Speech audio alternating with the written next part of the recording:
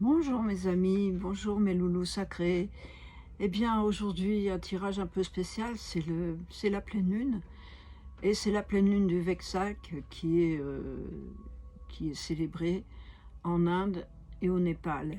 Et cette célébration, elle est pour Jésus et Bouddha, pour instaurer la paix sur le monde. Chose qu'on l'on souhaite évidemment tous, cette paix et surtout cette paix intérieure.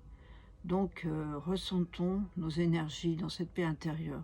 En même temps, eh bien, nous allons avoir des afflux planétaires qui vont être bénéfiques.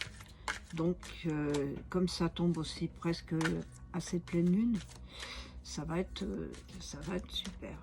Voilà. Ce tirage, il ne pourra pas parler à tout le monde. Prenez ce qui fait vibrer votre cœur. Et puis, voilà. Et si vous avez besoin d'un soin ou d'un conseil, eh bien vous avez mon adresse email en bas de la vidéo. Bon, déjà, je vous remercie de votre écoute. Alors, les du jour, eh bien, on va prendre celle-là. Qu'est-ce qu'elle va nous dire, celle-là? Eh bien, croissance. Voilà, ben croissance, et ça va tout à fait avec ce que je viens de parler de Jupiter qui rentre dans le Gémeaux et qui va être bénéfique pour les signes d'air, hein,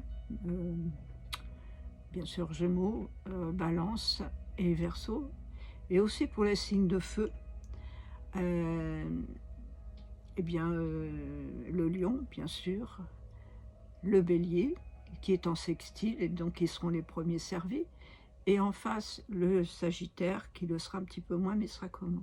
Alors cet ascendant Gémeaux, il peut agir sur l'ascendant précisément, sur aussi un Vénus en Gémeaux, et bien sûr le Soleil en Gémeaux, mais ça c'est logique.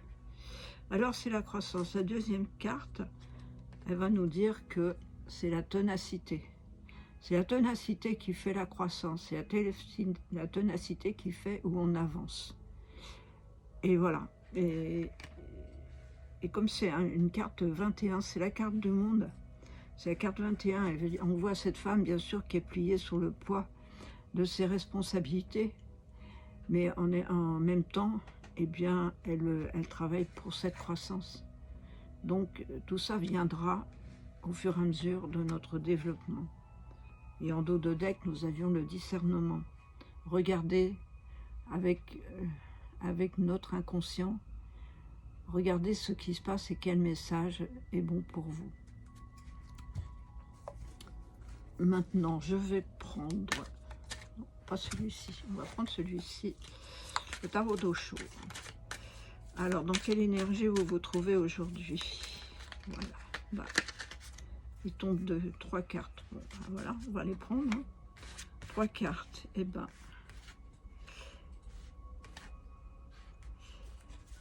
alors, en dos de deck, nous avions le stress. Ah oui, et bien le stress, il faut quitter ce stress pour avoir quitté l'attachement du passé. L'attachement du passé qui souvent nous stresse parce que nous répétons sans arrêt nos mêmes pensées, nos mêmes schémas. Et ces schémas reviennent toujours constamment puisque en fait on les nourrit. Donc il faut les abandonner. Et là ça tombe très bien parce que si vous êtes dans le 6 de feu, eh bien vous avez le succès parce que vous vous attacherez plus au passé et vous allez avancer sur votre route. Et d'autant plus que vous avez le guide qui est avec vous. Et ça, c'est génial. Le guide, vous avez vos guides. Merci les guides de m'accompagner d'ailleurs pour ce tirage. Et ces guides, ils sont près de vous et vous pouvez leur demander tout ce que vous voulez parce qu'ils sont là pour vous. Donc, je vais prendre, on va dire, on va prendre 1, 2, 3, voilà, parfait. Encore 3 cartes. Il y en a trop. En voilà une. En voilà 2. Et en voilà 3. En dos de deck, nous avons encore, eh bien, une majeure une majeure qui est écouter sa petite voix intérieure. Écoutez sa petite voix intérieure parce que justement c'est celle qui vous apporte la croissance, d'autant plus que là c'est une carte qui est très, très forte. Et donc, que vous voyez cette femme qui est reliée d'ailleurs à ses guides. Et donc, elle écoute sa voix intérieure. Elle est là pour justement développer ses ressentis, ce qu'elle ressent en elle. Et pour cela aussi, il faut quitter cette 5 de coupe aussi, parce que cet attachement en pensée, il nous met un fil à la patte et il nous empêche d'avancer. Alors, quel est l'objectif aujourd'hui? Eh bien, c'est encore, on est en plein dans les émotions, c'est normal, c'est la lune. On a le rêve. Alors, l'objectif, en fait, c'est de poursuivre ces rêves et de les matérialiser dans la matière. Donc, le guide qui est là, il est là pour nous aider à les transcender dans la matière. Donc, essayez d'écouter notre instinct et nos ressentis. Et puis aussi, regardez, essayez d'étudier nos rêves, les rêves que vous avez qui passent. Quel est ce rêve et qu'est-ce qu'il a voulu me dire et dans quoi je vais aller? Nous allons voir l'effort à faire. L'effort à faire, eh bien, c'est d'éviter les projections.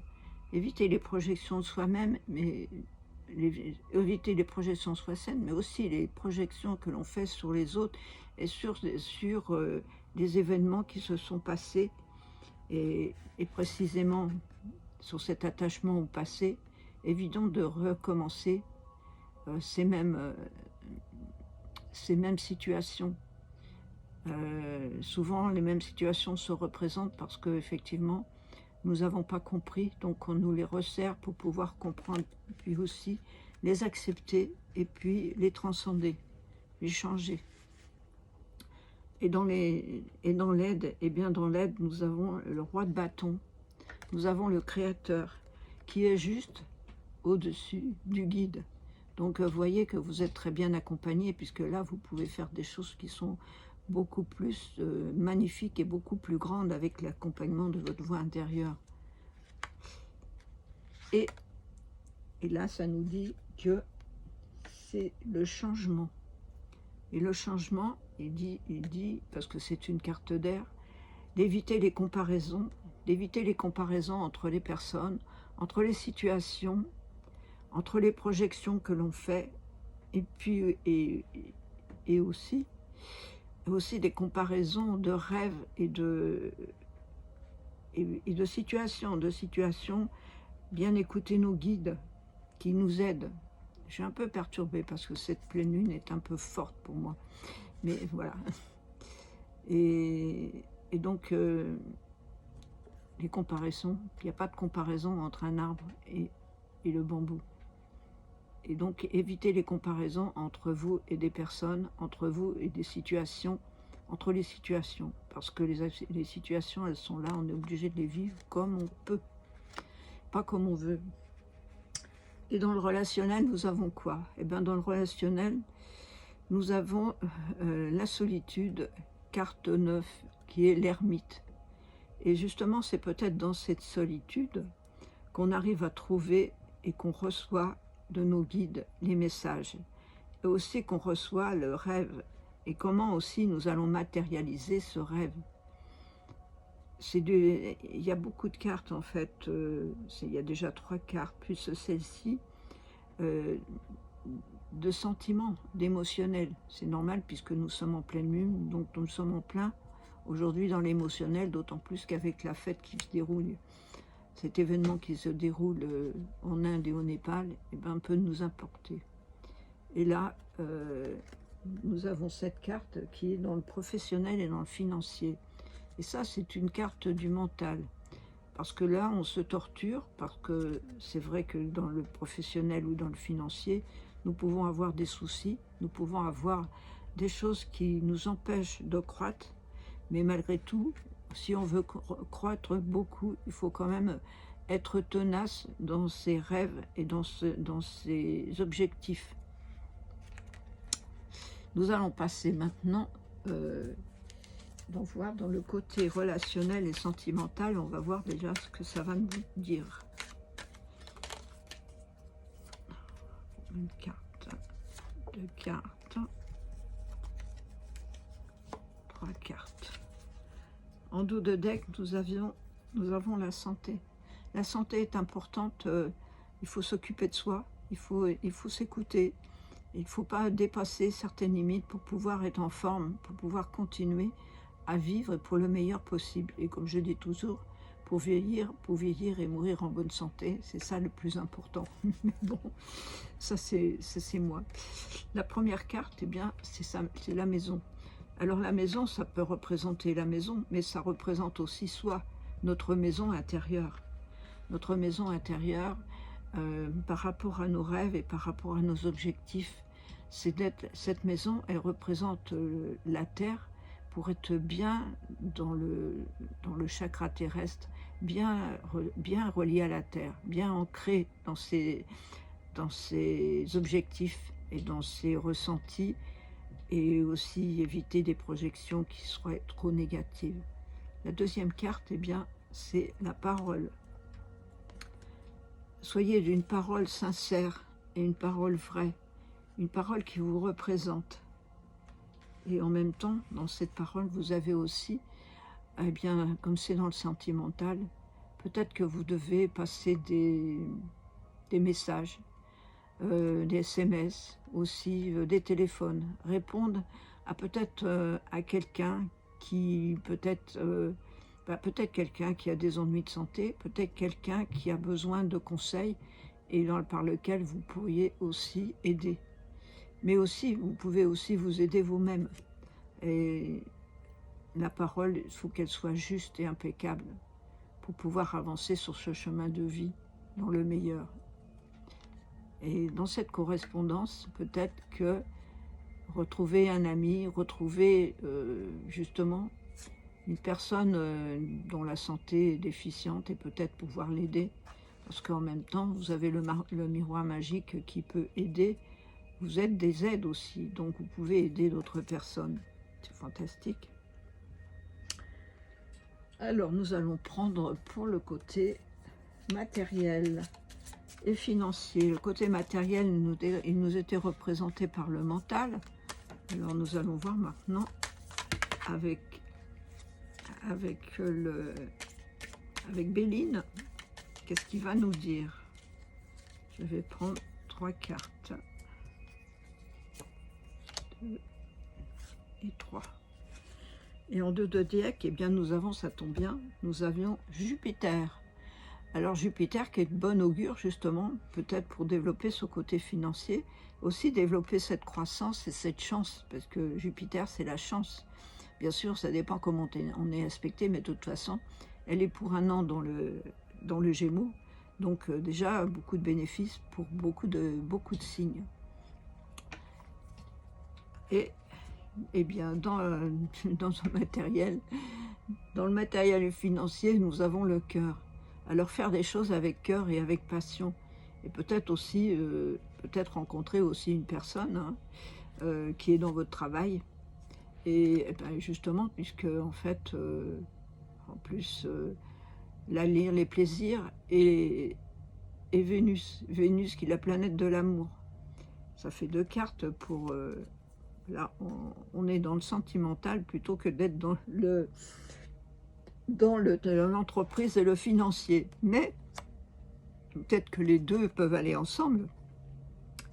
Et d'autant plus que là, ben juste en plus, nous avons Mercure, nous avons la bonne nouvelle qui tombe juste avec la correspondance. Et c'est fantastique, vraiment. Et il peut y avoir un joli message, un message d'amour, une nouvelle, quelque chose de nouveau qui va peut-être allier le sentimental avec le relationnel et l'amour. D'autant plus que le plaisir, là, il tombait sur la parole. Donc peut-être que vous allez vous mettre à chanter. Et que l'amour, il va se retrouver dans la maison. C'est super, c'est génial. C'est un beau tirage amusant. Alors, nous allons voir une carte de synthèse qui, avec féminité sacrée, c'est normal, puisque féminité sacrée, eh bien, Là, nous sommes en pleine lune, alors nous allons avoir un message que veut bien nous donner la lune. Je prends celle-ci. Eh ben, la renaissance du phénix. C'est amusant parce que je l'avais déjà passé sur Facebook en plus. Tout changement, confortable ou inconfortable, amène à une nouvelle sagesse et à un dépassement de soi. Voilà, c'est pas formidable? Vous avez quand même quelque chose qui est super là. Très beau tirage. Je reprends une autre. Le voyage de la tristesse. Un temps de repli sur soi est nécessaire pour soulager vos peines. Vos peines, parce que peut-être que ça tombe justement sur un message ou sur quelque chose que vous avez perdu, que vous avez mentalisé et que vous n'avez pas trop compris. Pourquoi